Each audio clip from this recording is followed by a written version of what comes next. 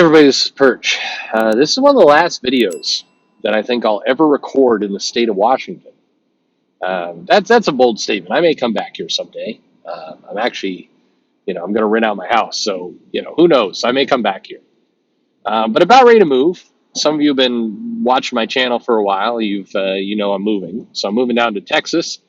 And Texas is Texas. It's funny. I've got people who are like, "Hey, welcome, come down to Texas. It's we can get some guns and shoot some shit." I don't think I'm going to be doing that. I mean, I do own some guns, but I don't think I'm just going to wander around shooting shit. I mean, is that what happens in Texas? I don't think so.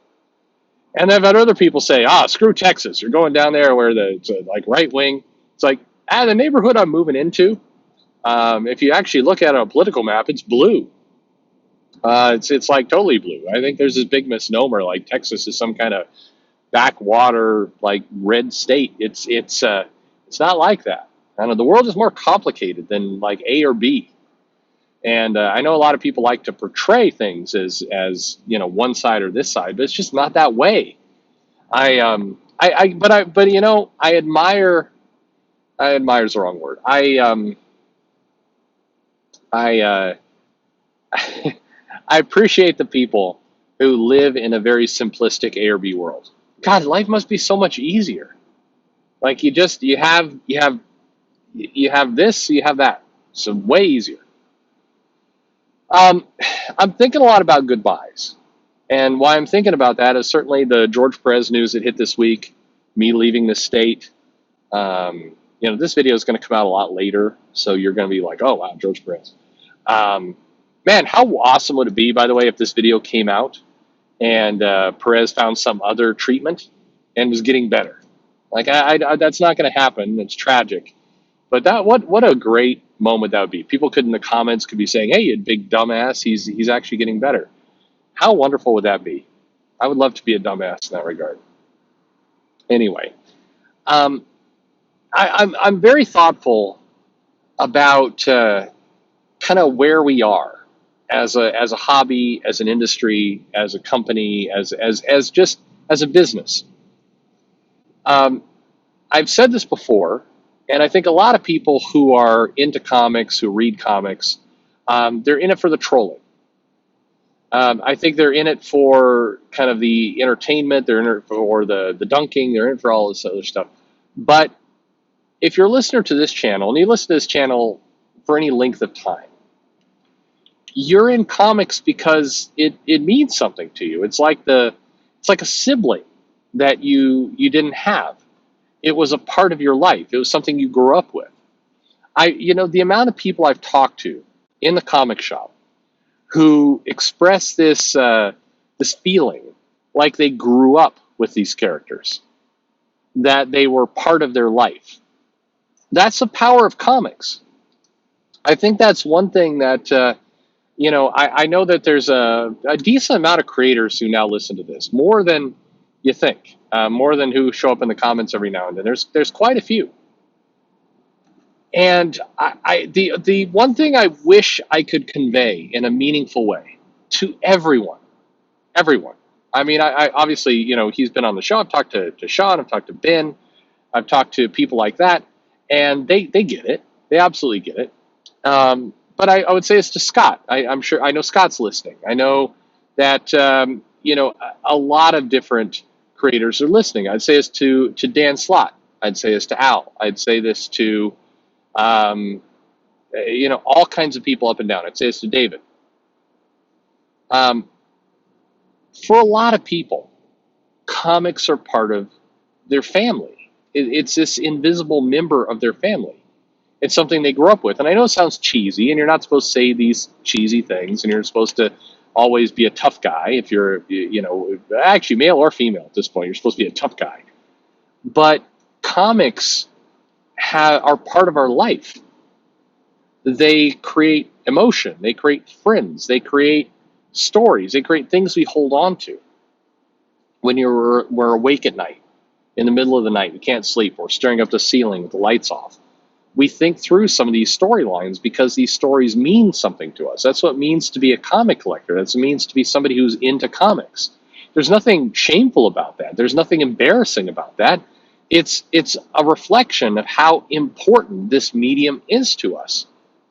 And I know that there's a lot of bummer parts to it. You know, people who aren't paid enough, people who submit scripts and do things, people who try and get work done, but they're politically edged out of certain jobs, or they come up with an amazing idea and then the company steals it. There's a lot of negative aspects to comics, make no doubt about it.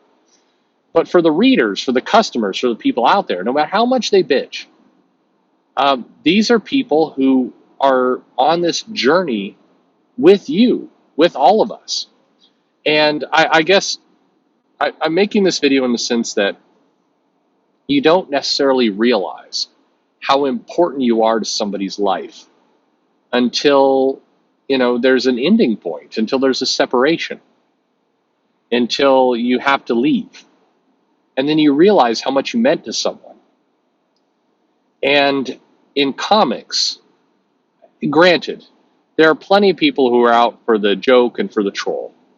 If you watch live streams or you see kind of various shows where people are making a joke out of it, those people are out for the entertainment of the joke.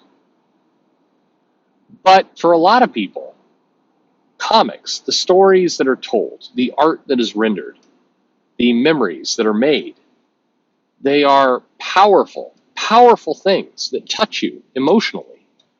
And again, there's nothing embarrassing about that. There's nothing shameful about it. Anybody who would stand there and go, you said the word emotion, you're a pussy. Fuck those people. I mean, those are not realized adults. Those are children. Those are people who are not worth thinking about. Because to really recognize and harness and understand and absorb and feel the power of what really good storytelling can do, there's nothing more powerful in the world. We talk about well, I mean, that's an exaggeration, but you talk about movies, you talk about music, you talk about all these other things. Cave drawings many years ago told stories through images, through kind of this storytelling technique. Comics is one of the oldest forms of portraying information. And I'm granted, I'm elevating certain things up, and it's daunting if you're working in comics to think about things at that level, to think about things as this powerful, powerful moment where, the meaningfulness of what you're doing is incredible. And you can't, and you shouldn't dismiss that. You're creating memories for people. You're creating events. You're not events like, crossovers and all that other garbage, but you're creating powerful moments for people that are going to last a lifetime. I don't know how, I mean, what's more powerful of a tool you have to bring to the table than the ability to create memories in people's minds that last a lifetime. You know how many people who come into the comic shop, my comic shop, who would be able to be transported back 20 or 30 years based on a comic storyline, based on a moment. That's living. That's life.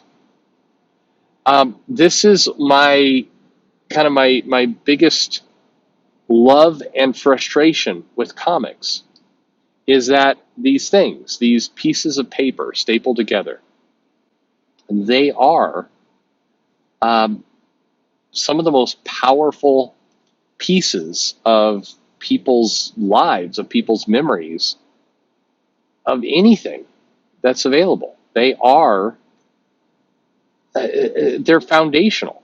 If you ever meet a comic fan who is not just coming to a con because they're interested to see some cosplay costume or they want to, pick up some piece of merchandise, but somebody who's been collecting for 20, 30 years, these are believers. These are people who have lived life with these memories of comics in hand.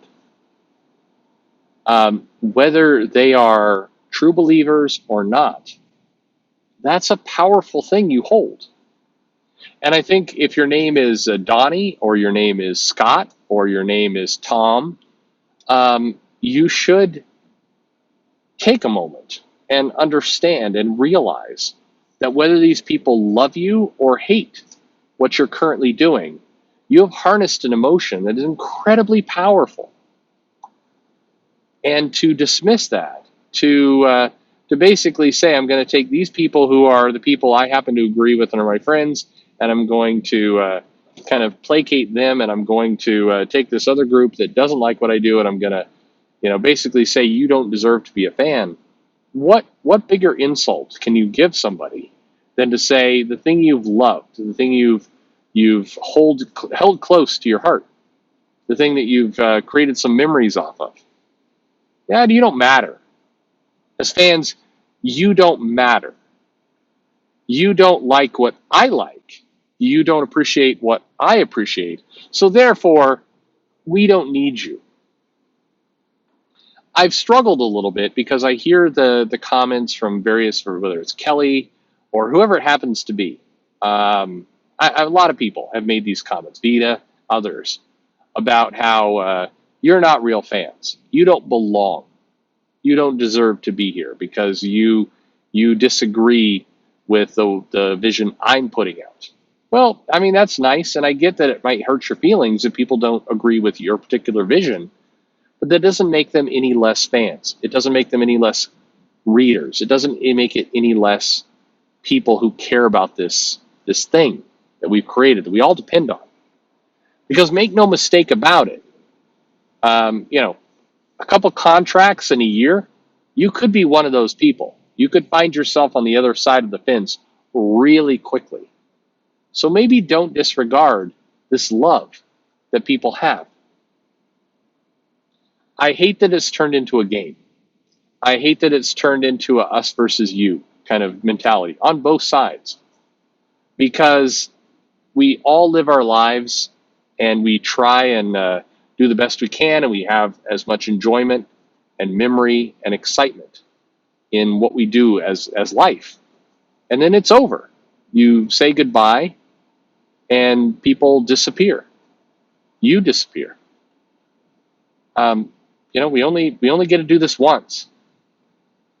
And so the things we love, the things we cherish, those things are worthwhile, no matter who wants to point and laugh at it, no matter who wants to mock what it is that we're doing. Things you love matter, and they should be protected.